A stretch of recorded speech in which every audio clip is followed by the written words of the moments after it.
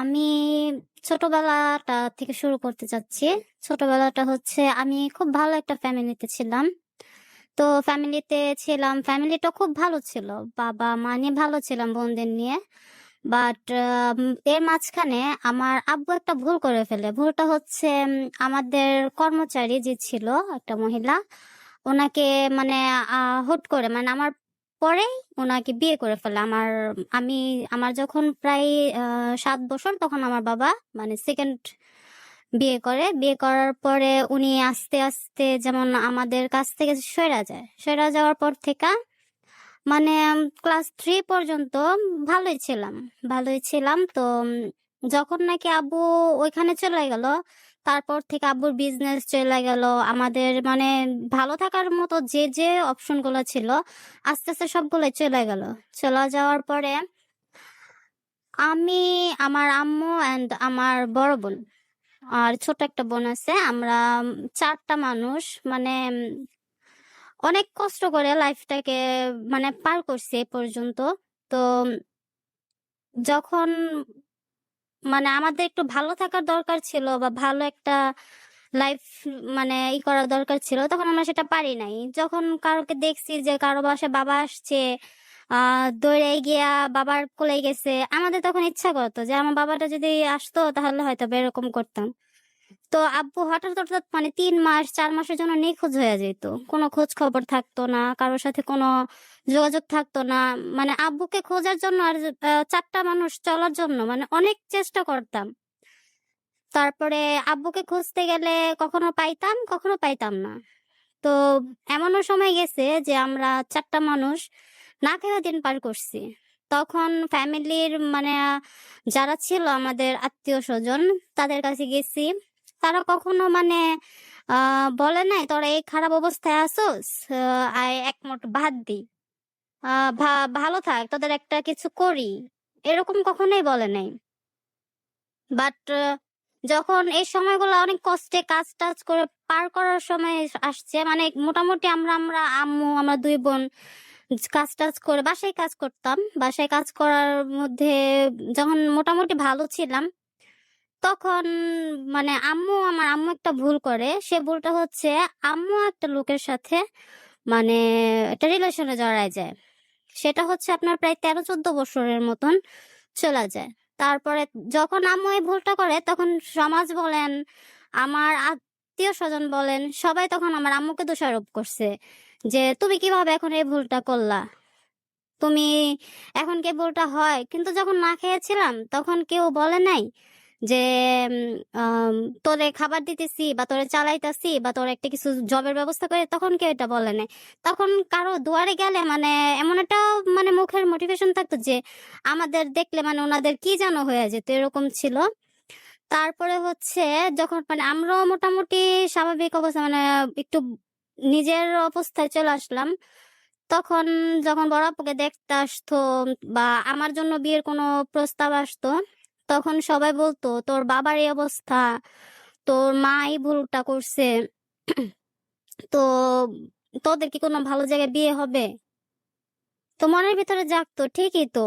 একে একে বড় আপুর কয়েকবার সম্বন্ধ আসলে তো ভালো জায়গা থেকে, যখন আব্বু আম্মুর কথাগুলো শুনে তখন তো আর হচ্ছে না। তারপরে তখন আমি একটা রিলেশনে যাই। ওর ফ্যামিলিটা খুব ভালো ছিল। ফ্যামিলিটা খুব ভালো ছিল। ওর বাবা মা সবাই আর কি, বোন সবাই আমাকে খুব পছন্দ করতো। বাট তখন আমার বয়সটা অল্প ছিল। ও সবসময় বলতো কি যে যখন রিলেশনে আমাদের প্রায় 1-1.5 বছর চলে গেল, তখন ও আমাকে বারবার বলতো যে আমরা কিছু একটা করব, কিন্তু একটু সময় লাগবে, আমাকে নিজের পায়ে দাঁড়াতে দাও, নিজের পায়ে দাঁড়াতে দাও। তো এখান থেকে আমার বাসা থেকে প্রেসার আসতো যে তুই ছেলের সাথে যাবি না, কোথাও কিছু করবি না, এটা সেটা মানে অনেক রকমের আসতো। মানে ছেলেটা একটু কি ছিল, বখাটে টাইপের ছিল, কোনো কাজ টাজ করতো না, ঘুরতো ফিরতো খাইতো এরকম। আর আমার সাথে রিলেশনটা যে ছিল সেটা মোটামুটি সবাই জাইনা ফেলছে। জানার পরে বাসা থেকে কয়েকবার আমাকে মারধর করা হয়েছে। তারপরও মানে ওর সাথে আমি দেখা করতাম, রিলেশনটা রাখছি। তারপর এক পর্যায়ে যেমন ও আমাকে সব সময় আমার বাসা থেকে প্রেশার দিত, ওকে কিছু বললেও সব সময় বলতো যে আমাকে সময় দাও, সময় দাও। বাট ও কোনো নিজে থেকে কোনো উদ্যোগ নিত না যে আমি কিছু করার চেষ্টা করতেছি বা করতেছি। তো এরকম করতে করতে ওর সাথে জিদ করে আমি, যেমন আমার পাশের বাসায় থাকতো, মেয়েটার নাম ছিল পিঙ্কি। তো পিঙ্কির দ্বারা একটা ছেলের সাথে আমার পরিচয় হয়। ও একসাথে জব করতো। তো ছেলেটার সাথে আমি, যেমন ওর সাথে শিবার সাথে ঝগড়া হওয়ার পরে আমি ওই ছেলেটার সাথে আমার কথা হয়। বাট আমার মনে এরকম কিছু ছিল না যে আমি ওকে বিয়ে করব বা ওর সাথে চলে যাব। তো কিছুদিন কথা হওয়ার পরে আমি যখন আমাকে ও বলে, ছেলেটা বলে ও নিজের জব আছে, ও নিজের একটা বিজনেস আছে, প্লাস ও খুব ভালো ঘরের ছেলে। আমাকে যখন এগুলা বলছে আমি ভাবলাম যে 10-15 দিন প্রায় চলে গেছে। তখন দেখি মানে শিবা যে ও আমার সাথে মানে টোটালি যোগাযোগ অফ করে দেয়, আমার সাথে কোনো যোগাযোগ করে না, কিছু না। পরে আমি ভাবলাম যে ওর এখানে যেহেতু কোনো হচ্ছে না, আমার তো একটা লাইফ সেটেল করা লাগবে। তো আমি আম, ওই সজলের সাথে দেখা করতে গেলে কথা হয় আমাদের। তো কথা হওয়ার পর এই কথাটা কি হয় যেন শিবা জানতে পারে। শিবা জানার পরে ও আমার বাসায় আসে। পরের দিন বাসায় আসার পরে ও আমার বাসায় এসে মানে অনেক রকমের ঝগড়া টগড়া এগুলা করে।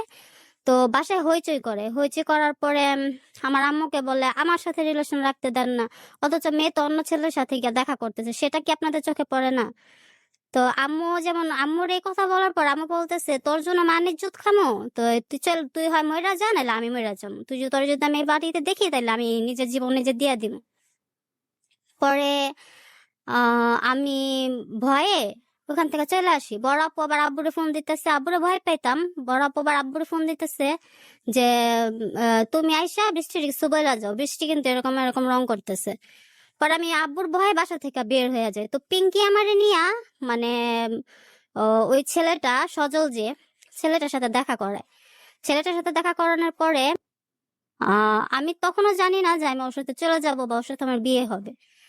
আমি ওর সাথে চলে যাই। চলে যাওয়ার পরে ও বলতেছে, পিঙ্কি আমাকে ভুল ইনফরমেশন দিতেছে যে তোমার বাসা থেকে ফোন আসছে, বলছে তোমার বাসায় যেতে না, তোমার আব্বু বাসায় আসছে, তুমি কিন্তু বাসায় গেলে তোমার আব্বু তোমার অনেক মারবো। তোমার বড় আপু বলছে তুমি বাসায় গেলে তোমার লাথি দিয়ে ফালাই দিব বাসা থেকে। মানে আমি ভয়ে আর বাসায় যেতেছি না। পরে ভয়ে ভয়ে পিঙ্কির বারবার বলতেছি যে পিঙ্কি দেখ, আমি বাসায় চলে যাই। তো সজল তখন আসছে, আসার পর বলতেছে বাসায় যাওয়া লাগবে না, আমি বাসা থেকে সবকিছু নিয়ে আসছি, আমরা বিয়ে করে ফেলবো। আমি বললাম যে এখন এটা কিভাবে সম্ভব, বিয়ে করা তো আর সম্ভব না, আমি হুট করে কিভাবে তোমার বাসায় তো তুমি জায়গা পাইতেছো না, এখন কই যাবা তুমি, কোথায় যাওয়ার মতন নাই তোমার, তার চেয়ে ভালো চলো আমি তোমার একটা লাইফ দিতেছি, আমরা চলে যাই বিয়ে করে ফেলি। তো ওই দিন আমি এক কাপড়ে সেই বের হয়ে যাই। বের হয়ে যাওয়ার পরে আম, পরে গিয়া মানে একটা নবীগঞ্জ একটা মানে কাজী অফিস গিয়ে আমরা বিয়ে করি। বিয়ে করার পরও মানে আমি নিজে বুঝতে পারতেছিলাম না যে আমি কি করতেছিলাম।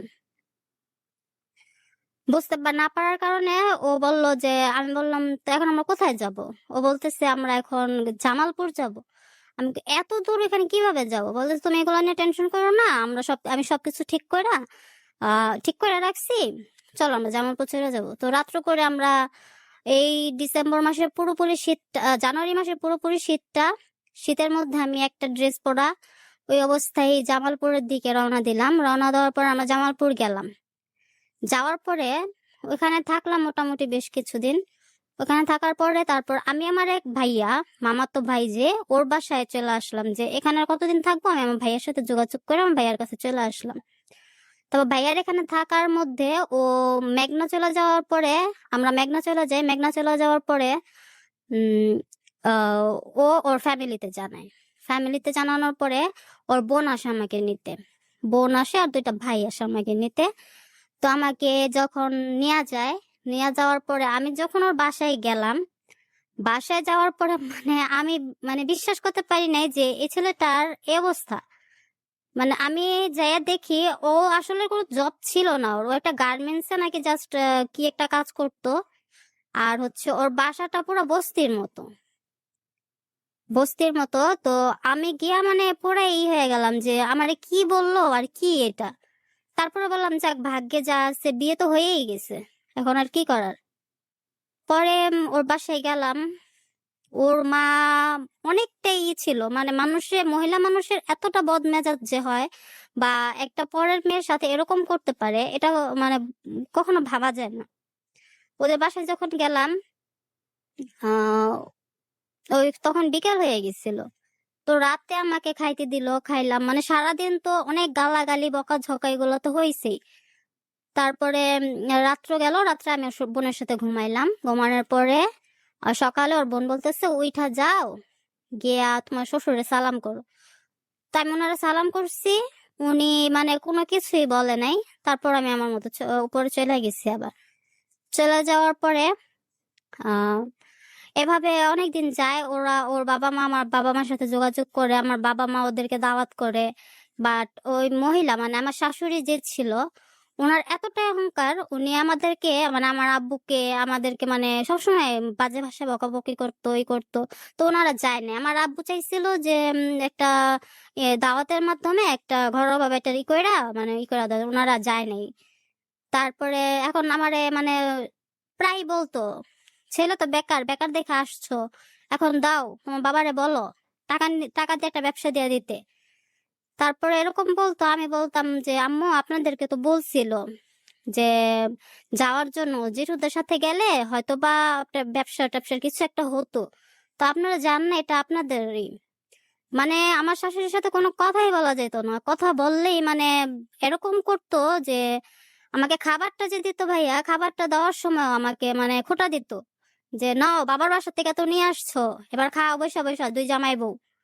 তখন আর গলার দিয়ে খাবারটা নামতো না। এরকম করতে করতে মানে হঠাৎ মানে ওর কিছু সজলকে যখন আমার বাসায় দাওয়াত দিল, আমার বাসায় নিয়ে গেল। নিয়ে যাওয়ার পরে ও ফার্স্ট দিন রাতে থাকলো আমার বাসায়। পরের দিন সকালে ও কি করছে, আমার বড়াপুর ব্যাগ থেকে টাকা চুরি করছে। টাকা চুরি করছে বড় আপু। তো টাকাটা খুঁজতেছে পরের দিন সকালে, তো টাকা কই টাকা কই। এখন আম্মু ভাবতেছে যে বড়াপুরে রেখে আমি বিয়ে করে ফেলছি, এখন হয়তো বা এই জিদ কইরা বড় আপু মনে হয় এরকম কিছু সাজাইতেছে।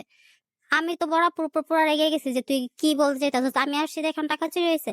আরে তোর কথা তো বলি নাই, কিন্তু এরকম এরকম দেখ আব্বু আমার রাতে টাকা দিয়ে গেছে, এখন টাকাটা কই গেল।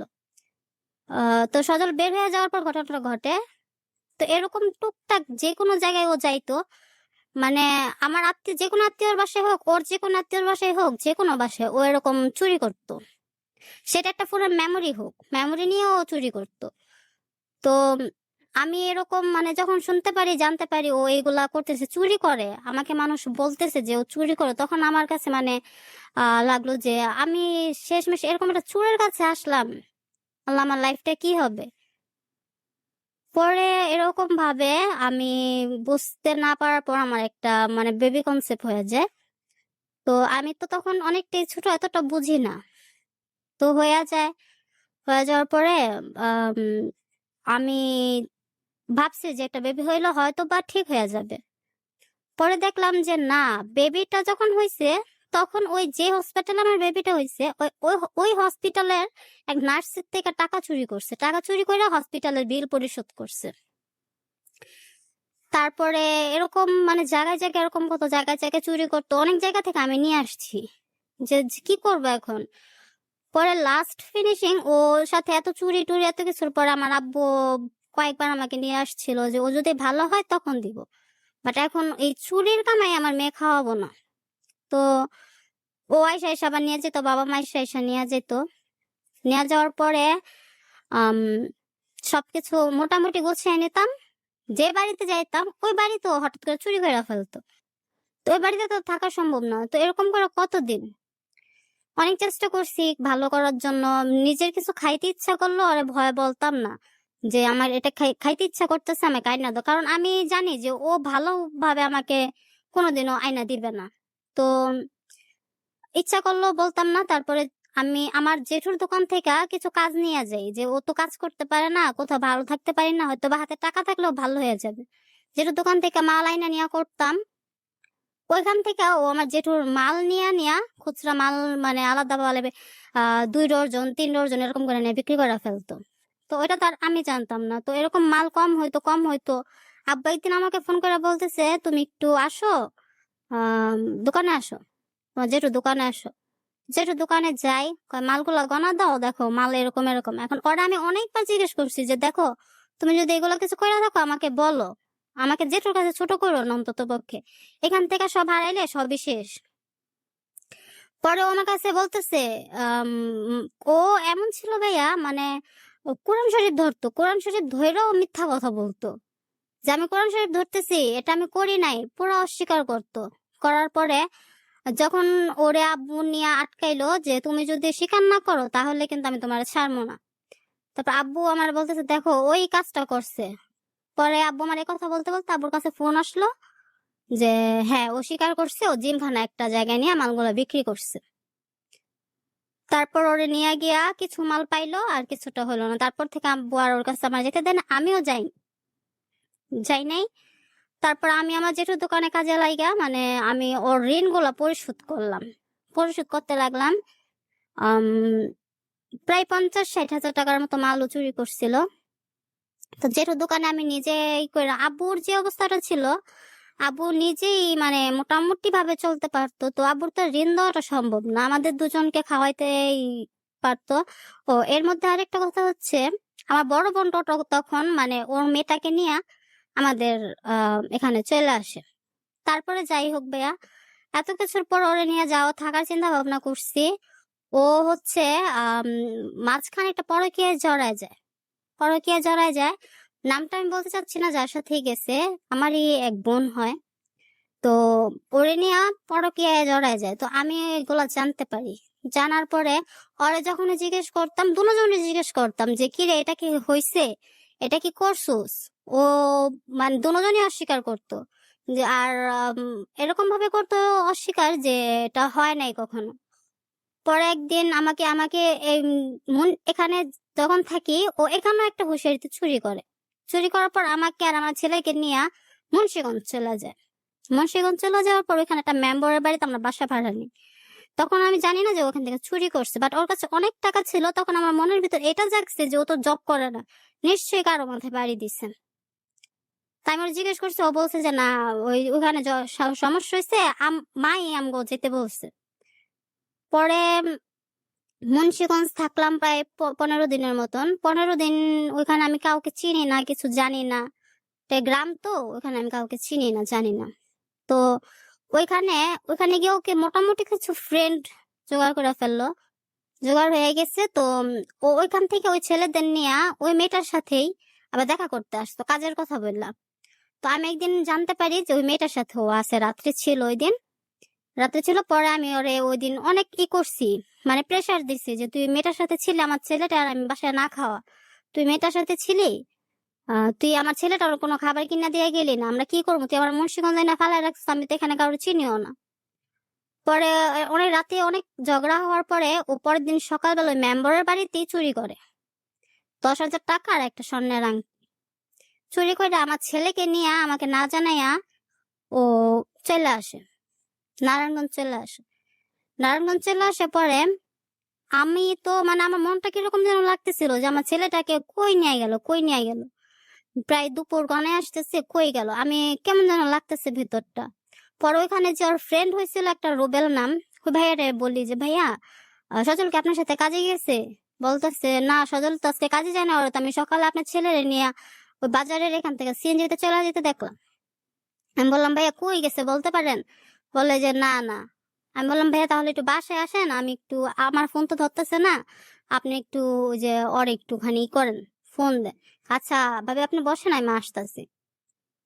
পরে রুবেল এসে আমাকে মানে ডিটেলস বললো যে হ্যাঁ ও তো ওই মেয়ের সাথে কালকে দেখা করছে, এটা করছে সেটা করছে, তুমি এক কাজ করো, মানে ওর আশা ছাইড়া দাও, তুমি চাইলে আমার সাথে রিলেশনে আসতে পারো। আমি বললাম রুবেল ভাই আপনারও তো বউ আছে বাচ্চা আছে, আপনি কিভাবে আমার এই খারাপ সময় এরকম কথা বলতে পারেন? তখন বলতেছে এটা তোমার ব্যাপার, আমি তোমাকে যেটা বলার বলছি, এখন বাকিটা তোমার ব্যাপার। তারপরে ওনার এই কথাগুলো শুনে না আমার ছেলে নাই প্লাস বাইরের মানুষ আমাকে মানে এরকম অফার করতেছে, আমি মানে নিজের জীবনটা নিজে দিতে যাই, দইরা ছাদের উপর উঠি, ছাদের উপর থেকে লাফ দিতে যাই, রুবেল আমাকে আটকায়, আটকায় নিচে নিয়ে আসে। তারপরেই মানে ওই ম্যাম যে মেম্বারের বাসায় ছিলাম ওই মেম্বার বলে তুমি এরকম কোনো ভুল করো না, যে আমার হয় আমি তোমার ছেলে না দিমু, ছেলে না দিমু আর তুমি আমার জিম্মায় থাকবা, তুমি কোনো ভুল কিছু করতে পারবে না। তো আমি যখন দেখলাম যে রাত্র হয়ে যেতেছে, আমার 6 মাসের বাচ্চাটা নিয়ে এখন আসতেছে না, কারো কোনো ফোন ধরতেছে না, কিছু না, আমার আর কিছু ভালো লাগছে না, আমি বারবার কান্না করতে করতে মানে সেন্সলেস হয়ে যেতেছি। তো আম্মু ওটা জানানোর পরে আমার আম্মু আর ওই যে আমার আম্মু যার সাথে মানে নেক্সট বিয়ে হয়েছে উনি দুইজন মিলে ওদেরকে অনেক খোঁজাখুঁজি করছে, ওদেরকে ফোন দিলে বলতেছে আমরা এই জায়গায় আছি, আপনারা এই জায়গায় আসেন। আমি ওই জায়গায় আছি কিন্তু ওই জায়গায় গিয়ে ওর পাইতেছে না, মানে অনেক ঘুরাইতেছে। ঘুরানোর পরে এক পর্যায়ে দেখা যায় কি আম, ওর এক ফ্রেন্ড দিয়ে ওরে ধরানো হয়েছে। ধরানোর পরে মেম্বার অনেক জিত ছিল ওর উপরে যে ওনার বাসা থেকে টাকা চুরি করছে।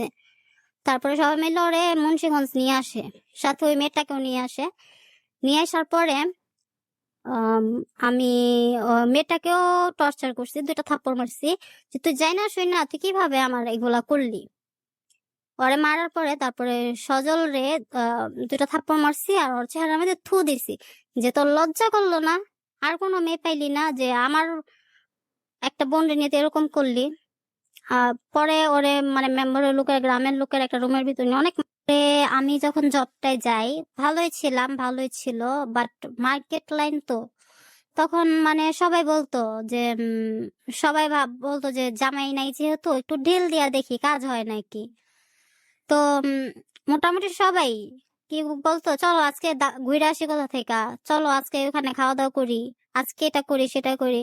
তো আমার কাছে এরকম কোনো ছিল না, মানে আমার মনের ভিতরে আর কোনো ইচ্ছা যে আমি ফার্স্টে আমার লাইফটা এরকম হয়ে গেছে, আমার ছেলে আছে, আমি আর এরকম কোনো ভুল করব না। আমি তখন কোনো ছেলেদের সাথে কথা বলি না, কিছু করি না। আমার মতো আমি আমার 2টা বান্ধবী ছিল, বেস্ট ফ্রেন্ড ছিল, ওদের নিয়ে খুব ভালো ছিলাম। ওর নাম হচ্ছে শারমিন আর বিথি। ওরা মানে আমার খারাপ সময়গুলোতে সব সময় পাশে ছিল, আমার কখনো খারাপ সময়টা ওরা বুঝতেই দেয় নাই। তো ওদের নিয়ে খুবই ভালো যাচ্ছিল আমার দিনটা, আমার কারো প্রয়োজন ছিল না। তখন মানে মার্কেট থেকে শুনতাম যে এত বছর কি কেউ জামাই ছাড়া থাকতে পারে নাকি, আছে কেউ দেখ এটা সেটা। পরে এই কথাগুলো শুনতে খুব খারাপ লাগতো। তো ওই মার্কেটে একটা ছেলে ছিল, ছেলেটার নাম ছিল পল্লব। পল্লবের সাথে আমার কথা হয়, ও বলে মানে ও সবসময় আমার একটা ফ্রেন্ডের মতন, বাট ও আমার বয়সে কম ছিল আর ও হিন্দু ছিল। তো পল্লব আমাকে সবসময় বলতো রাস্তাতে আসা যাওয়া করো, আমি তোমাকে আগায় দিয়ে আসি। আর আমি ওকে আমার জাস্ট মানে ও আমার বয়সে ছোট, ওর সাথে আর কি হওয়া যায়, এরকমই যেমন একটা কথা বলার জন্য যে দিয়ে আসতো অনেক সময় রাস্তাগুলাতে। ওই জায়গার মন্ডলপাড়া রাস্তাটা ভালো না, ওকে মানে একটা ছেলের সাপোর্ট নিয়ে যাইতাম তখন, মানে কথা বলতে বলতে চলে যেতাম, ভালোই লাগতো। ওর সাথে কথা বলা প্রায় 1-1.5 বছর চলে যাওয়ার পর ও একদিন বলতেছে যে বৃষ্টি দেখ, আমার না কেন জানি তোদের মুসলমান ধর্মটা খুব ভাল লাগে। ও এখানে আরেকটা কথা বলে রাখি, পল্লবের কেউ ছিল না, বাবা মা কেউ ছিল না, ও ওর এক বোনের কাছে বড় হয়েছে। প্লাস ওর বোনরা থাকতো হচ্ছে ব্রাহ্মণবাড়িয়া এলাকা নামক একটা জায়গায়, আর ও এখানে একটা ব্যাচেলর বাসায় থেকে কাজ টাজ করতো। তো ও আবার বলতেছে যে বৃষ্টি আম, আমার না কেন যেন তোর মুসলমান ধর্মটা অনেক ভাল লাগে। আমি বলতেছি তুই কি আমার জন্য মুসলমান হইতে চাইতেছস? বলতেছে যে না না এরকম কিছু না, আমার তোর মুসলমান ধর্মটা ভাল লাগে, আর আমার তোরেও ভাল লাগে। আমি বললাম দেখ পল্লব তুই আমার বয়সে ছোট, তোর সাথে কিন্তু আমার ওইরকম কিছু হইব না। ও বললো যে আচ্ছা ঠিক আছে, ওইটা কিছু না হইলো আমি মুসলমান হয়ে যাই। আমি বললাম এটা তোর ব্যাপার, মুসলমান হইলে এটা আল্লাহর কাছ থেকে তুই সবসময় থাকবি, কিন্তু তুই এটার জন্য কিন্তু আমাকে দায়ী করবি না। বলছে যে না আমি দায়ী করবো না। তো পল্লব যখন মুসলমান হয়ে গেল, মুসলমান হয়েছে কি মানে ওই যে কোর্টে গিয়া যে কাগজে হয়, কাগজে কলম ওই মুসলমানটা হয়েছে, কালেমা পড়া মুসলমান হয়ে যায়। হয়ে যাওয়ার পরে যখন আস্তে আস্তে ওর ফ্যামিলির বোন টোন জানতে পারে, ওর বাসা থেকে মানে একেবারে করে দেয় যে আমরাও তোর কেউ না, তুই আর আমাদের সাথে কোনো পরিচয় রাখতে পারবি না। তো ও আমার বলতেছে বৃষ্টি আমি তো মুসলমান হয়ে গেছি, এখন আমার ফ্যামিলি থেকে আমাকে বের করে দিছে, এখন আমি কি করবো? তোদের সাথে আমার রাখবি? আমি তোর আম্মুর আম্মু রাখবো। আমি বললাম আচ্ছা ঠিক আছে, তো আম্মুর সাথে কথা বল, দেখ আম্মু কি বলে। তোর আম্মুর সাথে বললো, আম্মু বলে তুই যেহেতু আমাদের ধর্মে আসছস, আম, তো কি করার, তুই আমার মাও ডাকছস, ঠিক আছে তুই আমাদের বাসায় থাকিস। পরে আমরা ফ্ল্যাট বাসা নেই, ও ওর মতন থাকতো, আমি আমার মতন। আমার ডিউটি ছিল সকাল 9:30 থেকে 10টা পর্যন্ত। আমি সকাল হলে চলে যেতাম, অনেক সময় দেখতাম ঘুম থেকে ওঠা পল্লব নাই, পল্লবও চলে গেছে। ও ও মুসলমান হওয়ার পর ওর নাম ছিল ইরফান, ঠিক আছে। তো মুসলমান হওয়ার পরে যখন ওর নামটা এরকম হয়েছে, তো আমরা ওকে ওই নামেই ডাকতাম। ডাকার পরে ও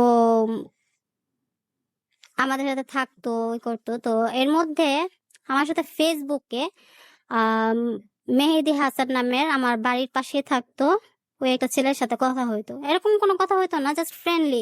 কেমন আছো, কই আছো, বা আমার ওদের কিছু লাগলে আমার দোকানে মানে বডি স্প্রে এগুলো কিছু লাগলে, জিএফ এর জন্য বরকা টরকা লাগলে আমার এখানে যাইতো। এরকমই, তোমার কাছে কি এটা আছে, এটা হবে, হ্যাঁ এরকমই। তো ওর এখান থেকেই যে আরেকটা ফ্রেন্ড আছে ওটা হচ্ছে শান্ত। শান্ত আমাকে অ্যাড করে আমার সাথে কথা বলে, মোটামুটি ভালোই খোঁজ খবর নিত, কথা হইতো। কথা হওয়ার পরে আমি বলি, তুমি এভাবে কি করো? বলতো যে আমি তো কিছু করি না, টিউশনি করি মাঝে মধ্যে।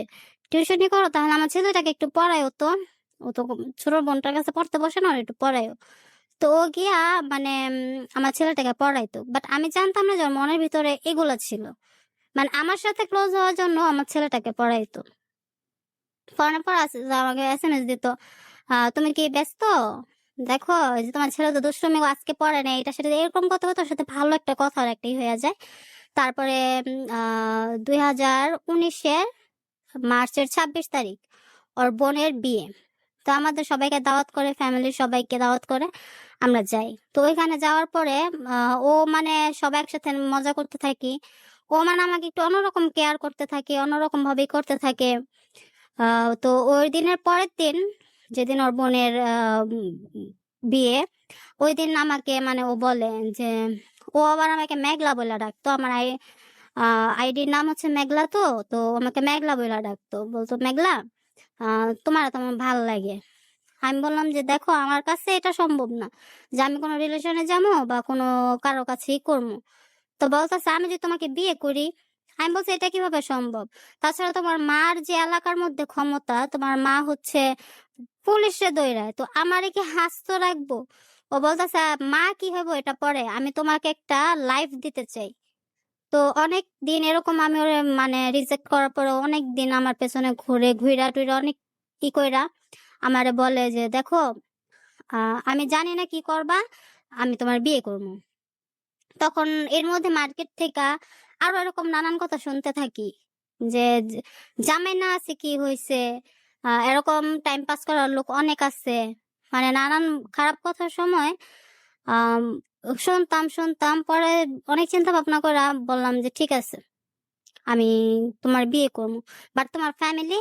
ও বলতেছে ফ্যামিলি ট্যামিলি বুঝি না, আমি ফ্যামিলি মানাই নিব। ফ্যামিলি আমার ব্যাপার, বিয়ে করে রাখলে একদিন না একদিন মানবই। আমি বলছি আমার ছেলে, তোমার ছেলে মানে তোমার ছেলে আমার ছেলে এক কথা।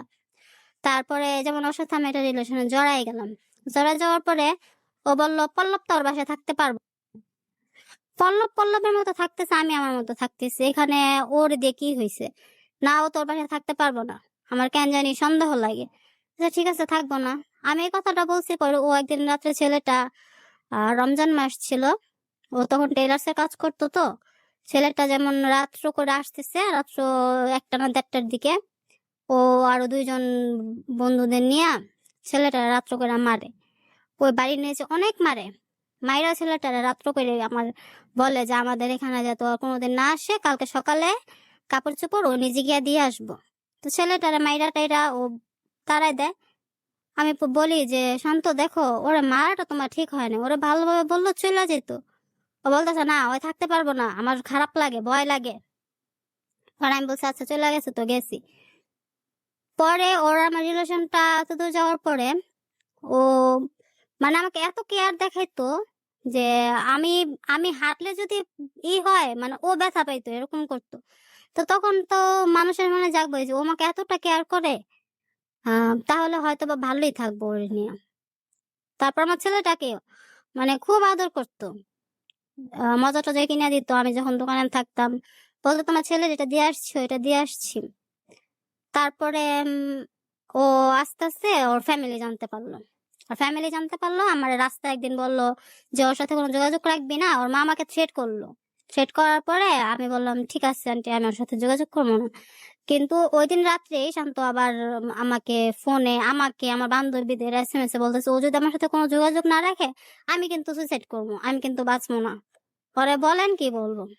পরের দিন আমার এরা আমার দোকানে চলে গেছে, গিয়া বলতেছে যে তুমি কি আমার সাথে রিলেশনটা রাখবা না? আমি বলতেছি না, আমার পক্ষে সম্ভব না। তোমার আম্মু এগুলা বলতেছে তোমার আম্মুর, আমি অনেক ভয় পাই। বলতেছে ঠিক আছে আমরা কিছুদিন এরকম ভাবে রিলেশনটা রাখি, বিয়ে করে ফেলালে সবকিছু ঠিক হয়ে যাবো। আমি বললাম বিয়ে আমি তোমার করবো না, কারণ তোমার আম্মুর যেই আমি ওইভাবে বিয়ে করতে পারবো না। তারপরে আমি ওর সাথে মানে টুকটাক কথা অফ করে দিই। তারপরে ও আমার বান্ধবীদেরকে অনেকই করে, ওরা বলেন আমার সাথে কথা বলতে, আমি বাঁচতেছি না, মানে এরকম ছুরি হাতে নিয়ে পিক দেয় তুইলা পাঠাইতো, হাত কাটতেছে এরকম ভিডিও করে আমার পাঠাইতো। পরে আমার বান্ধবী বলতো ছেলেটা যেহেতু ওর বিয়ে করতে চায়, বিয়েটা কইরা নেই। পরে এভাবে ওর সাথে আরো কিছুদিন যোগাযোগ থাকে। তো ওরা আম্মু একদিন রাতে আমার বাসায় আসে। তো তখন আমি দোকানে, আইসা আমার আম্মুরে ওর আম্মু আব্বু আর ওর বোন আইসা আমার আম্মুকে অনেক রকমের ই করে যে আপনার মেয়েটা বললেন যাতে ওর সাথে কোনো যোগাযোগ না রাখে, এটা সেটা। আম্মু আমাকে অনেক বকাঝকা করলো, তোর জন্য বাসায় আবার সমস্যা হইতেছে, এখন তো বাদ দে। মানে তখন আমার লাইফটা যে কিভাবে যাইতেছে সেটা আমার বাবাও ভাবে নাই, আমার মাও ভাবে নাই যে মেয়েটা তো বিয়ে মার্কেটে কাজ করতেছে, ঠিক আছে, মানুষের কিভাবে দেখতেছে, মানুষের কিভাবে নিতেছে, মানুষের কিভাবে কথা বলতেছে, সেটা কারো মধ্যে আসে নাই। তারপরে আমি এক কথা বললাম, আমার জন্য যদি তোমার মান ইজ্জত চলে যায় তাহলে আর কি করার, আমি চলে যাবো। এর মাঝখানে আবার কথা হচ্ছে, আমার আম্মু যার সাথে বিয়ে মানে চলে গেছিল, চলে আসছিল, সে মানে ঠিক মতো কাজ টাজ করতো না, আম্মুরে খাওয়ান টাওয়ান দিত না, ভাড়া বাসা ভাড়া যে বাড়িতে থাকতো মোটামুটি ভালো টাকাই করে ফেলায়। তো আমি যখন বাবার এখান থেকে আমার মায়ের এখানে চলে যাই, তখন আম্মুর গিয়ে দেখি এই অবস্থা। পরে আমি আমার যা ছিল সবগুলো দিয়ে ওনার ঋণ মুক্ত করছি, করার পরে যখন এই শান্তদের বাসা থেকে এই সমস্ত প্রবলেম গুলো আসে আমাদের বলে তোর জন্য আমার সংসার নষ্ট হয়ে গেছে। তখন মনটা ভিতরে অনেক কষ্ট লাগলো যে আমার জন্য সংসারটা নষ্ট হয়ে গেছে, আমি এত কিছু করার পরও এখনো দেখতেছি আমার মারে, তারপর আমার মা এই কথা বলতেছে, মনটা ভিতরে অনেক কষ্ট লাগলো।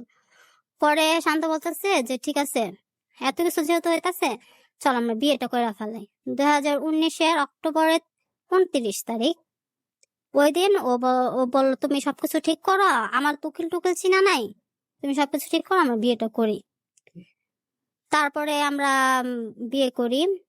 আমার এক পরিচিত উকিল ছিল জমাপু, আমি যে মার্কেটে জব করতাম, উনি ওইখানে লেডিস আইটেমের জন্য যেত, ওনার সাথে আমার কথা হওয়ার পরে বিয়েটা হয়।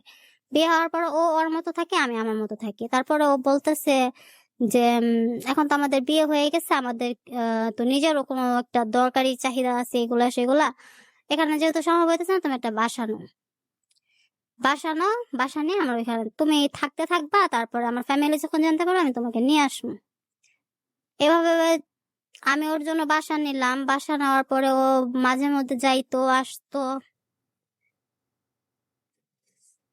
মানে অনেকটাই কেয়ারিং দেখাইছিল। তারপরে যখন আমি আলাদা থাকি তখন জানতে পারি ওই এলাকার একটা মেয়ের সাথে, ওরই এলাকার একটা মেয়ের সাথে ওর সম্পর্ক হয়। আমি ওরা জিজ্ঞেস করলে ও অস্বীকার করে, বাট ওর আইডিটা আমি যখন চেক করি, চেক করার পরে দেখতে পারি যে ওই মেয়েটার সাথে ওর রেগুলার কথা হইতেছে, দেখা হইতেছে। ও আমারে যখন আমি ওরে প্রেশারটা দেই যে তুমি এখন সবকিছু করো, এখন কেন এরকম করতেছো, বলতেছে আমি কার সাথে রিলেশনে নাই, তুই যদি এরপর বাড়াবাড়ি করস কি করবি করিস। ও সবসময় মায়ের ভয়টা দেখাইতো, কারণ আমি ওর মারে ভয় খাইতাম। তারপরে ও যখন আমাকে এরকমই করলো আমি খুব কষ্ট পাইতাম। আমি রাতে ঘুমের ওষুধ খাইয়া ঘুমাইতাম যে আমি আবার একটা ভুল করলাম, এরকম ভাবে যাইতে থাকলো। ওরে আমার তো আর দ্বিতীয়বার মানে এই ভুলের পর তো আমি আর করতে পারতেছি না, মেনে নিতে পারতেছি না যে এবারও কি আমার সংসারটা থাকবো না, মানুষ আমারে কি বলবো, কিভাবে নিব মানুষ আমারে, কারণ মানুষ তো বলার সময় সবই বলতে পারে, করার সময় তো কেউই নেই। আমি ওর মা তারপরে ওইখানে সবকিছু নিয়ে আমি থাকতে থাকি, ওর মা ওইখানে গিয়েও অনেক টর্চার করে আমারে। টর্চার করার পরে ও আমার বলে বাসা যেহেতু চিনে ফেলাইছে তুমি শহীদনগর চলে যাও, ওখানে বাসা দেখো, ওইখানে চলে যাও, আমার জন্য কাছাকাছি হইবো, আমি তোমার দেখে আসতে পারবো, এই করতে পারবো, এখানে থাকো। তো ওইখানে একটা ফ্ল্যাট বাসা নেই, তখন আমি আর বিথি দুজন মিলে একটা ফ্ল্যাট বাসা নেই।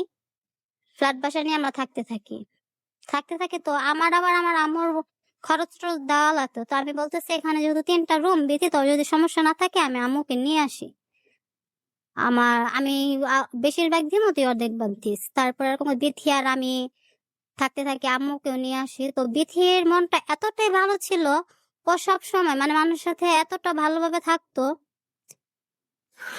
পরে ও শান্তরে সবসময় নিজের ভাইয়ার মতন, আপন ভাইয়ার মতো দেখতো। শান্তরে মানে ভাইয়া ছাড়া কখনো কোনো কথা বলে নাই। ও তখন আস্তে আস্তে কি করে, বিথিরে মানে বাজে চোখে দেখতে লাগে শান্ত। আমার বাসায় যাইতো, আমি সামনে বসা থাকতো, ও বিথির দিকে মানে অন্য নজরে তাকাইতো। তো আমি তখন এটা বুঝি নাই যে শান্ত ওরে, ওরা যেহেতু ভাই বোনের সম্পর্ক এরকমটা হইতে পারে না। পরে একদিন আম্মুরা ঢাকা যায়, ঢাকা যাওয়ার পরে আহ বাসায় শুধু বিথি থাকে। বিথি থাকার পরে আহ আমাকে আমার শারমিন যে বান্ধবীটা, ও বলতেছে তোর সাথে আমার একটু কথা আছে। হঠাৎ মেসেঞ্জার ফোন দিয়ে বলতে তোর সাথে আমার একটু কথা আছে, তুই কাউরে কিছু বলবি না, তুই শুধু চুপ করে কথাটা শুনবি আর এটার প্রমাণটা নিবি। আমি বললাম কি বই না বল। বলতেছে তুই কিন্তু এটা অন্যভাবে নিবি না, আমি জানি তুই শান্তের উপর কতটা দুর্বল, তুই কিন্তু এটা অন্যভাবে নিবি না। আচ্ছা ঠিক আছে। পরে ও বললো এরকম এরকম দেখ, শান্ত তো বিথিরে খারাপ খারাপ অফার করতেছে। আমি কি অফার করছে রে? পরে মেসেজের স্ক্রিনশট গুলো আমাকে দিল। দেওয়ার পরে আমি দোকানে বসে মানে আমার এতটাই হলো যে আমার মাথার উপরে কি যেন ভাঙ্গা পড়ছে, যে আমার বোনটা তোরে আহ ভাইয়ের চোখে দেখো কিভাবে এরকম করলো। আর শান্ত নিয়ে সবসময় আমি আমার বান্ধবীদের সাথে অনেক বড় কথা বলতাম যে শান্ত এরকম না ওরকম না। সবাই আমার বলতো শান্ত ওর ক্যারেক্টার ভালো না, কিন্তু ওর আর ওর মেয়ের সাথে কথা হয়। আমি ওগুলো করতাম না। তারপরে ওই দিন দোকান থেকে আমি যখন ওর SMS, ওর আমি জিজ্ঞেস করছি তুমি কোথায়, ও বলতেছে আমি দোকানে। বাট ও তখন আমার বোনের এই খারাপ অফার গুলো করতেছে যে তুমি কি বাসায় আসমো, কি বলো এটা সেটা। পরে আমি বেথিরে ফোন দিয়েছি, বেথিরে ফোন দিয়ে বলতেছি বেথি তুই কোনো কিছু বলিস না, তোর সাথে কথা চালায় যা, আমি আসতেছি। তো শান্ত বলতেছে আচ্ছা এখন তো কাস্টমারের চাপ, তোমার একটু পরে SMS দিতেছি। তো এই মুহূর্তে আমি দোকান থেকে ছুটি নিয়ে বাসায় চলে যাই। বাসায় চলে যাওয়ার পরে বেতির ফোন থেকে আমি SMS করতেছি যে আসো ঠিক আছে ভাই কি বলবা, আসো বাসায় আসো। তুমি আমার একা কেন চাইতেছো, আপু আসুক তারপরে। না না, তোমার সাথে আমার পার্সোনাল কথা আছে। তখন ও আমারে বললো যে আম, ও আবার আমাকে পাখি বলে ডাকতো, পাখি এই তুমি একটু বসো, আমার হাতে কাস্টমার, আমি কাস্টমার গুলা বিদায় করে তোমার SMS দিতেছি। আচ্ছা ঠিক আছে। বাট এখান থেকে আমার এই কথা বললা ও বিতের সাথে SMS করতেছে আমি আসতেছি, তোমার সাথে পার্সোনাল কথা আছে, তুমি কিন্তু এটা ওরা বলবা না, তোমার সাথে আমার সাথে যে কথাই আছে। পরে আমি ওর মোবাইল থেকে SMS করলাম ঠিক আছে তুমি আসো ভাইয়া, কি বলবা আয়সা বলো। পরে আমি গিয়ে আমার রুমের খাটের নিচে বসে রইলাম। ও যখন আসলো তখন আমি ওই রুমের খাটের নিচে বসে রইলাম। ও গেল, বিথি তো কান্না করতেছিল, কান্না করতেছিল। আমি বললাম তুই কান্না টান্না কিছু করবি না, তুই সোজা গিয়ে ওর সাথে গিয়ে কথা বলবি যে কি বল, আর তুই আমার রুমেই বসবি। বললো আচ্ছা ঠিক আছে। পরে ও আসলো, আমি কথা শুনতেছি রুম থেকে যে বলতেছে তুমি এরকম করো কেন, আমরা তোমার ভাই ব্রাদারি, আমরা কি কোনো করবো নাকি, কাউরে কিছু বলবো নাকি, তোমার সাথে পার্সোনাল কথা আছে এটা কিন্তু ওরা বললো না, আমি যে তোমার SMS করছি বা আসছি। আর সব কথা কি ওরা বলা লাগে, ওরা বলবা কেন সব কথা। পরে বিথি বলতেছে না আমি তো আপুর কিছু বলি নাই, বলো তুমি কি বলবা। তো এক পর্যায়ে ওর একটা খারাপ অফার করে, আর অফার করার পরে বলছে আমি তোমার এটা বলছি তুমি কিন্তু এটা ওরা বললো না। তখন আমি সাথে সাথে রুমে থেকে রুমে বেরোয়া ওরা ধরি। ধরার পরে আমি বলি যে তুই কি ওরা এই কথা আরে আমি তো তোমার সারপ্রাইজ দিতে আসছি, কিন্তু আমি নিজ খানে শুনলাম যে ওরা এই খারাপ অফারটা বলতে করতেছে। আমার সারপ্রাইজ মানে আমি বাসায় না, আমার কেমন সারপ্রাইজ, রাতে তোমার একটা সারপ্রাইজ দিতাম, আম্মু তো বাসায় না এই জন্য আসছিলাম তোমার সারপ্রাইজ দেওয়ার জন্য, তুমি ভুল বুঝলে এটা সেটা। পরে আমি ওর ধরি। ধরার পরে ও আমার থেকে ছুইটা চলে আসে, চলে আসার পরে ও আমার সাথে কোনো যোগাযোগ রাখে না, আমার ব্লক করে দেয়। তারপর আমি ওর ফোন দিই, ফোন দেওয়ার পর আমি বলতেছি ঠিক আছে তুই যেহেতু এগুলো করতেছিস আমি তোর বাসায় আসতেছি। ও আমার বলে যে বাসায় আসবি, আয় ঠিক আছে আয়। আমার আম্মুর কাছে ফোন দিল, ওর আম্মুর আমি এতটাই ভয় পাইতাম কারণ ওর আম্মুর রে ওই আলামিন নগরে প্রত্যেকটা মানুষ ভয় পায়। ওনার ব্যবহার এত খারাপ ছিল, মুখের ভাষা এতটাই খারাপ ছিল, মানুষ ওনার ভয় পাইতো। তো আমি ভয়ে যখন ওরা বলতেছে যে ঠিক আছে আমি আসতেছি, ও বলতে ফোন নেই, ফোনটা কানে নিয়ে বলতেছে আমিও দেখো তো ওই যে ছেড়ে আমার ডিস্টার্ব করতেছে, ব্ল্যাকমেল করতেছে। আমি বললাম আমি ব্ল্যাকমেল করতেছি। পরে আমি অনেকটা পথ গিয়ে আবার ফিরে আসছি, ফিরে আসার পরে ওরা যখন আমি আবার ফোন দিই বলতো তুই আমার ব্ল্যাকমেল করে বিয়ে করছোস, ব্ল্যাকমেল করছোস, তুই এখন আমার ব্ল্যাকমেল করতেছোস, মানে নানান ধরনের কথা। তারপর আমি কি করলাম, আমার বান্ধবীর সবকিছু করলাম, কিন্তু আমি শান্তর প্রতি এতটাই দুর্বল ছিলাম যে এগুলো আমি ভুলে গেলাম। আমি যেটা নিজের চোখে দেখছি, নিজের কানে শুনছি, এগুলো আমি ভুলে গেলাম। আর সবচেয়ে বড় কথা হচ্ছে, আমার মাথায় চিন্তা ছিল যে আমার যদি এই সংসারটাও না টিকে, আমি মানুষটা কি বলবো, কারণ সমাজ তো বইলা যেতে পারবো, সমাজ তো আর কিছু করার নাই, বলেই যেতে পারবো, সমাজটাই হচ্ছে সবচেয়ে বড়, এরকম ভাবতাম। তারপরে আমি আমার ওই বান্ধবীটা বিথির সাথে এক কথায় একটা অবিচারই করি, অবিচারকে ওর সাথে আমি কথা বলা বন্ধ করে দিই। আমি শান্তর কাছে মাপ চাই, ঠিক আছে আমি তোমার যা করছি করি, যেখানে শান্ত আমার কাছে মাপ চাইবো সেটা না করে আমি শান্তর কাছে মাপ চাই, যে তুমি আমার মাফ করে দাও, যা হয়েছে হয়েছে, আবার সবকিছু স্বাভাবিক করে আনো। পরে করে ও তো আসতো মানে ওর নিজের ইসের জন্য, পরে আসতো এরকম যাইতো। পরে এক পর্যায়ে বিথির সাথে আমার একটা হয়ে যায় যে শান্ত আবার আসে, তুমি এই বাসায় থাকো, আমি এই বাসা ছাইড়া দিন। আমি বললাম ঠিক আছে, তো ছাইড়া দে। ছেড়া দেওয়ার পরে ওর সাথে আমার সাথে টোটালি সবকিছু অফ হয়ে গেল। ও আমার ছায়া দেখতে পারে না, আমি ওর ছায়া দেখতে পাই না। যে মানুষটা সবসময় আমার কণ্ঠ শুনলে আমার বিপদে চলে আসছে, তার একটা নাই দুইটা নাই, সে মানুষটার সাথে আমি এরকম ভুলটা করছি। করার পরে তখন শান্তটাই এতটাই করতাম। তারপর দেখে আস্তে আস্তে শান্ত এরকম মানে আরো এরকম অনেক কিছুই দেখতে পারি, আরো মেয়ের সাথে ওর এটা সেটা। তারপরে চলতে থাকে চলতে থাকে। তারপরে আপনার 2020-এর সেপ্টেম্বরের 2 তারিখ আমার বাবা মারা যায়। বাবা মারা যায় প্লাস আমার জবটাও চলে যায়। তখন এতটাই অসহায় হইয়া পড়ি, আর আমার ঘরের ভিতরে আমি ছিলাম যে সংসারটাকে চালানোর মতো। তারপরে বাবাটাও মারা যায়, জবটাও চলে যায়, অনেকটাই ভাঙ্গা পড়ি। ওর কাছ থেকে খাবারের টাকা চাইলে হ্যাঁ দিতেছি দিচ্ছি এরকম করে একদিন দুদিন পার করে দিত। পরে চলতে থাকলাম, ঋণ হয়ে গেলাম, চলতে থাকলাম, জব খুঁজতে থাকলাম। পরে আমি একটা মেশিনের কাজ ম্যানেজ করি আমাদের এলাকাতেই। তো আমি তো সারাদিন জবে থাকতাম, আর ও এখানে বড়লোক মায়ের সন্তান, বাইক কিনতো, মানে ঘুরতে যাইতো, এটা কত সেটা করতো। বাট আমি যে ওর ওয়াইফ ছিলাম, আমার ঘরে খাবারের জন্য আমি ফোন দিতাম, ও আমাকে কোনোদিনই করতো না। পরে ওর এগুলা দেখতে দেখতে নভেম্বরের 2020 নভেম্বরের 3 তারিখ আলভি নামে একটা ছেলের সাথে আমার ফেসবুকে অ্যাড হওয়ার পরে আলভি মানে অল্প কিছু দিনের মধ্যে ওর সাথে কথা টুকটাক হইতো। ও সবসময় এভাবে কথা বলতো, মানে একটা অধিকার নিয়ে কথা বলতো। বলতো যে তুমি কার সাথে কথা বলতে চাও না কেন? আমি বলতাম যে জানো আমার হাজবেন্ড তুমি চেনো, আমার হাজবেন্ড কিন্তু জানলে তোমার এটা সেটা করবো। ও বলতো যে তোমার হাজবেন্ড দেখে কি হয়েছে, আমি কি তোমার সাথে প্রেম করতে চাইতেছি, কথা বলতে চাইতেছি। এদিকে তো শান্তর সাথে আমার কোনো নাই, বাট আমার বিশ্বাস ছিল শান্ত কখনো কখনো ফিরে আসবো। তাহাজ্জুদ নামাজের মধ্যে বসে বসে শান্তর জন্য অনেক কান্না করছি যে ভাই আল্লাহ, আমার লাইফটা তৃতীয় কোনো ব্যক্তির কাছে যাতে না নেওয়া হয়, আমার লাইফটাতে তো এমনি কত কিছু চলে গেছে, আর যাতে এরকম কিছু না হয়। পরে দেখলাম আলবি অনেক কেয়ার করতো আমারে। আমি কোথাও গেলে আলবি আম আমারে ছায়ার মতো নিয়ে যেত। তখন ভাবলাম যে শান্ত যখন এরকম করতেছে, আমি ফ্রেন্ড হিসেবে আলবির সাথে আমার সবকিছুতে বিপদ আপদে থাকতেছে, আলবির সাথে করি কথাবার্তা বলতে বলতে। ওর সাথে যখন ফার্স্ট মিট হয়, আমি ওখানে লেকের পার্ক আছে, রাসেল পার্ক যেটাকে বলা হয়, আমি ফার্স্ট দিন ওইখানে দাঁড়াই। তো ও মানে ছোট ছিল দেখতে, বয়স ঠিক আছে বাট দেখতে শুনতে একটু ছোট। তা আমি ওর নামটা দিলাম পিচ্ছি, পিচ্ছি বেলা ডাকতাম। পিচ্ছি পিচ্ছি বেলা ডাকার পরে ওর সাথে আমার দেখা হইলো। তারপরে ওইখান থেকে আমাদের মানে আরো কথাবার্তা বাইরে গেল। তারপরে হচ্ছে এত কিছু হওয়ার পরে আমি ডিসিশন নিলাম বাংলাদেশে আর থাকবো না। ভাবি ভাবি বলতেছিল যে তুমি বাইরে চলে যাও, বাইরে চলে গেলে দেখবা তুমি সবকিছু ঠিক হয়ে যাবে। তুমি চাচার সাথে কথা বললাম যে চাচা আমি বাইরে চলে যাবো। তারপর সবকিছু ঠিক করে না, পাসপোর্টের জন্য যাইতে হবে, আমি টাকা কোনো কিছু চিনি না। তারপরে আলবি সবকিছুতে আমাকে সাহায্য করলো, সবকিছুতে। মানে ও নিজের জবের চিন্তা করে নাই যে আমি যে এখানে ওর পিছনে যাব আমার কি হইব, আমার কেমনে কি যাইবো, মানে এরকম কোনো চিন্তা করতো না। ও আমার জন্য ছুটে আসতো সবসময়। আর মনে মনে যদি আমি ওর নামটা নিতাম যে হ্যাঁ আলবি, ফোন দিল না, ও মা এরপরে ও ফোন দিয়ে বল কি আমার নাম নিছোস, তুই মাত্র আমার নামটা নিছোস।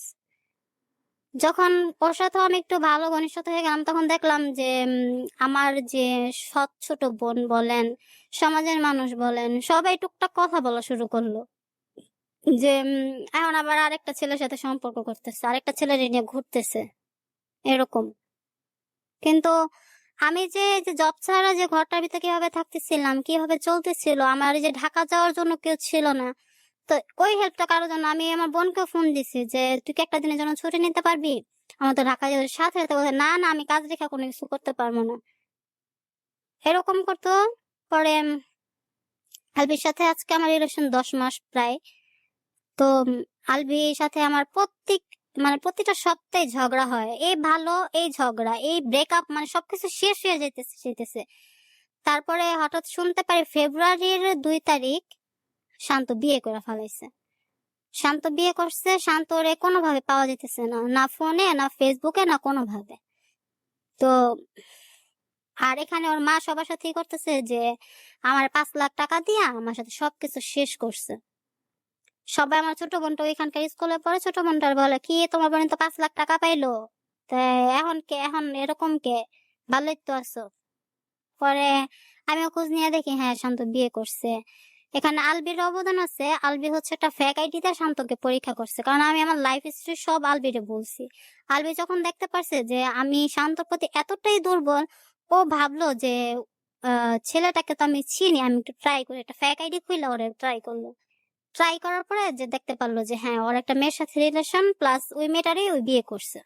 আমারে বলতেছে বৃষ্টি তো একটা কথা বলবো, পরের দিন এসে বলতেছে তুই কিন্তু কান্না করবি না, ঠিক আছে কান্না করবো না বল। পরে বলতেছে দেখ শান্ত তো বিয়ে করছে। শান্ত বিয়ে করছে? হ্যাঁ। পরে টোটালি খোঁজ খবর নিয়ে দেখলাম হ্যাঁ ওই বিয়ে করছে ফেব্রুয়ারি 4 তারিখে। বিয়ে করে এখন বউ বাড়িতেই আছে, বাড়িতে আছে। তারপরে আমি বললাম যে এখন কি করা যায়, এখন বলে, কি করবি তুই, তোর তো কিছু করার নাই, কারণ ওর মায়ের সাথে পায়রা উঠবি না। তারপর আমি বললাম এভাবে না পারি আমি ওর বাড়িতে মামলা করবো। তো মামলা করার পরে আমার ইচ্ছা ছিল যে মামলাটা করার পর হয়তো বা সবকিছু কিছু একটা হইতে পারে। তখন পরে যেদিন আমি পুলিশ নিয়ে ধরতে যাওয়ার পরে ও ওইখানেও অস্বীকার করে যে ও আমাকে বিয়ে করে না, ও আমাকে চিনে না, অথচ ও আমাকে নিয়ে একটা সংসারই করছে, সবকিছুই ছিল।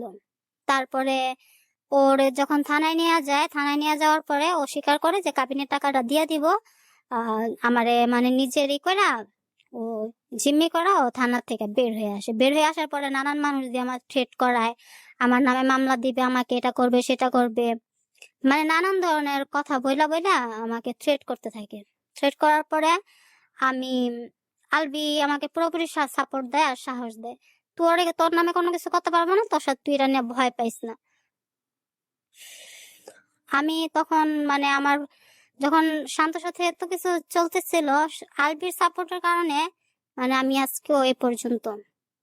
তারপরে শান্ত মা বিচার ডাকলো এলাকার মানুষের কাছে। তো এলাকার মানুষগুলো এরকমই যে যখন শুনবো যে এখান থেকে কোনো টাকা আসতেছে, ওরা মানে কি যেন করার পরে সবাই আমারে মানে একতরফায় প্রেসারই দেয়, মামলাটা উঠায় পালাও না তো টাকাও পাইবা না, কোনো কিছুই পাইবা না। তা আমি বলি টাকা দিয়ে আর কি হইব। পরে ওনাদের প্রেসারের কারণে টাকাটা করে ফেলে, মামলাটা আমি উঠায় ফেলাই। মামলাটা উঠানোর পরে শান্ত নিজে আমার সামনে যে মানুষটা মানে আমাকে বিয়ের জন্য এতটা প্রেসার দিচ্ছে, এত কিছু করছে, সে মানুষটা আমার সামনে গিয়ে হাসতে হাসতে ওর বাবার নিয়ে গিয়ে ডিভোর্স পেপারে সাইন করলো। সাইন করার পরে টাকা বুঝাইয়া দিল, ওখান থেকে টাকা আমি কিছুই পাই নাই, মানে এলাকার মানুষের কাছে চলে গেছে। এই আলবি সবকিছু আমাকে সাপোর্ট করে আজকেও, কালকে রাত্রে ওর সাথে আমার সাথে অনেক ঝগড়া হয়। ঝগড়া হওয়ার পরেও ও আমাকে মানে ও আমাকে এতটাই সন্দেহ করে, আসলে সবই ভালো সবকিছুই ঠিক আছে, বাট আলবি আমাকে এখন এতটাই সন্দেহ করে যে ওর ভিতরে নাকি ভয় কাজ করে যে শান্তরে যেহেতু ডিভোর্স দিচ্ছি আমি হয়তো ওরও ছাইরা দেব। বাট ওর সাথে রিলেশন হওয়ার যখন শুরুটা, তখন আমি বলছিলাম যে আলবি তুই কিন্তু আমার কাছে এরকম কিছু আশা করিস না যে আমি তোর সাথে কোনো রিলেশনে যাবো, আমি তোর কোনো লাইফ দিতে পারবো। ও বলতো যে না এরকম কিছু হইব না, বাট অনেক কিছু হয়ে গেছে। হয়ে যাওয়ার পর এখনো মানে সবকিছুর মাঝখানেও আলবি আমাকে আগেও সাপোর্ট করছে, এখনো সাপোর্ট করতেছে, বাট আমি জানি না এসব কিছু কি হইব?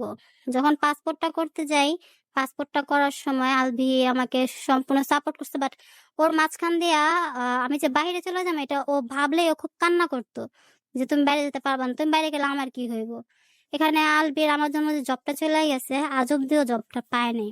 একটা ভালো জবের আশা করতেছে আর ও আমাকে বিয়ে করতে চাইতেছে। আমি জানি না সামনে কি হইব আমাদের। আর হচ্ছে গিয়ে আমারও ইচ্ছা যে আমি ওরে অনেক বুঝে সুঝে এখন রাজি করছি যে আলবি আমি বাইরে চলে যাই, বাইরের থেকে আসার পরে আমরা যে কোনো কিছু করবো। ও একবার আমাকে যেতে বলতেছে আর একবার যেতে বলতেছে না। তো ওরে অনেক বোঝানোর পরে ও রাজি হয়েছে। রাজি হওয়ার পরে এখন আমার বাইরে যাওয়ারও সময় হয়ে আসছে, আমি বাইরে চলে যাব। তো এখনো ও খুব কান্না করছে, আজকেও খুব কান্না করছে। রাইট, আমরা বুঝতে পেরেছি বৃষ্টি। এখন আমার কিছু প্রশ্ন আছে ঝটপট। আপনার এই পর্যন্ত জীবনে তাহলে প্রেম হলো কয়টা? প্রেম হলো 3টা। 3টা। আর বিয়ে হয়েছে? 2টা। 2টা। তো এই যে ধরেন মানুষের তো প্রথম বিয়ে হলো প্রেম করেই বিয়ে করছিলেন প্রথমটা, হ্যাঁ তাই না? হ্যাঁ তারপরে ধরলাম সে আসলে আপনার সাথে চিট করছে, হ্যাঁ তো তারপরে একটা শিক্ষা পাইলেন জীবনে। তারপরে বুঝলাম যে আরেকবার না হয় বেঁচে থাকার জন্য চেষ্টা করলেন, কিন্তু এই যে এই পর্যন্ত একের পর এক মানে ভেঙে পড়ছেন, আবার নতুন সম্পর্কে জড়াচ্ছেন, এটা কেন? আপনার দিক থেকে এটা কেন হচ্ছে? আমি আসলে এবার কোনো রিলেশন যেতে চাচ্ছিলাম না, বাট আলবি আমার প্রতি অনেকটাই দুর্বল না, হয়ে এইটা তো গেছে। পৃথিবীর নিয়ম যে ধরেন আমি মানে বিশ্বাস করি যেটা হচ্ছে যে জীবনটা আমার, আমি ডিসিশন নিব, তাই না? আমার জীবন তো অন্য কেউ ডিসিশন নিয়ে দিবে না। সো অন্য কেউ আমাকে ফোর্স করেও আমাকে ভালোবাসতে পারবে না, অন্য কেউ আমাকে ফোর্স করে তার দিকে নিতেও পারবে না। মানে আমি যদি কাউকে আমার লাইফটা না দেই, আমি যদি আমার মন কাউকে না দেই, সে তো নিতে পারবে না। সো যেহেতু আপনি লাইভে আজকে আসছেন এবং আপনি পুরো স্টোরিটা বললেন, আমি খুব মনোযোগ দিয়ে স্টোরিটা শুনছিলাম। আমার কাছে একটা বিষয় মনে হচ্ছিল যে একের পর এক সম্পর্কে জড়াচ্ছেন, প্রতারিত হচ্ছেন, আবার কিছুদিন গ্যাপ দিয়ে আরেকটা সম্পর্কে জড়াচ্ছেন। মানে আপনার এই বয়সের মধ্যে এই কাজগুলো আপনার হয়েছে। হ্যাঁ তার মধ্যে আপনার একটা সন্তান আছে, এই হ্যাঁ সন্তানটা প্রথম ঘরের। হ্যাঁ হ্যাঁ তার বয়স কত এখন? এখন তার বয়স 7, 7.5 7 বছর। তো চিন্তা করেন এই বাচ্চাটার ভবিষ্যৎ নিয়ে আপনি কি ভাবছেন? এই যে আপনি বিদেশ চলে যাবেন প্ল্যান করেছেন, এই কার কাছে থাকবে, কি থাকবে, ওর সাথে ওর বাবার যোগাযোগ আছে কিনা, এগুলো একটু শুনি আমরা। ওর বাবার সাথে ওর কোনো যোগাযোগই নাই। ওর বাবার সাথে যোগাযোগ করার অনেক দাদা বাড়িতে অনেক যোগাযোগ করার চেষ্টা করছি, প্লাস ওরে মাদ্রাসায় ভর্তি করার জন্য ওনাদের কাছে একটু হেল্প চাইছিলাম যে হ্যাঁ, হ্যাঁ। আমি তো পারতেছি না, আপনারা কি একটু করবেন। ওনারা ডাইরেক্টলি না বলে দিছে আচ্ছা। যে না আমি পারবো না। এদিকে আমার মানে আমার ছেলের দাদা দাদিরা ওনার মেয়েদের নাতি নাতকুদের নিয়ে অনেক কিছু করতে, বাট আমার ছেলের আমি বলছি মাদ্রাসায় ভর্তি করামো আচ্ছা, এখন তো উনারা দায়িত্ব নিবে না। না। সেক্ষেত্রে আপনি ওকে নিয়ে এখন কি প্ল্যান করেছেন? আপনি বিদেশ যাচ্ছেন, ও কার কাছে থাকবে, কি করবে, কি প্ল্যান আপনার একটু শুনি আমরা। এখন আমি বাহিরে যাচ্ছি জাস্ট ওর জন্যই, হ্যাঁ, ওকে কি করবেন? কারণ ওকে আমি একটা মাদ্রাসায় দিয়ে যাব। আচ্ছা, দিয়েছেন? হ্যাঁ দিয়েছিলাম, বাট আমার মাঝখানে জবটা চলে যাওয়ার হ্যাঁ। কারণে ওকে ওখান থেকে নিয়ে আসি, বেতন না আচ্ছা। দিতে পারার কারণে। আচ্ছা, আর আপনার পরিবারে কে আছে?